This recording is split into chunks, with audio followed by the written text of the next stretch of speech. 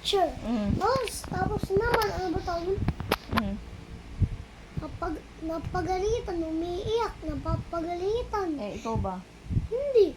Hindi ka ba talaga pinapagalitan? Magbe-behave ka lagi. Para hindi ka pinapagalitan ni teacher. Ako eh. Di ba mas masarap yung sinasabing mabait ka, tahimik, hindi maharot. O, di ba? Mas okay yung ganun kaysa yung lagi kang sinasabihan ni teacher na siyan. O, quiet. Di ba? Magagalit si teacher pagka Mga iba ganun. nga, mas maingay sa akin si Atina nga eh. Sa Athena, maingay din? Maniwala ako sa'yo. Uy! Pinagalit. Ako nag-school doon, kaya believe mo ako, Diyos ko po. Oo nga, bilib nga ako sa'yo. Pero, Ako nga lang tahimik dun. talaga ba? Hmm.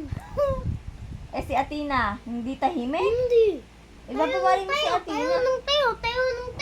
Eh, Athena, huwag ka kamo tumatayo kasi kamo si teacher, kawawa naman, isa lang. Hindi nga yun, hindi nung wala po si teacher. Eh, okay lang yun, wala pa pala si teacher eh.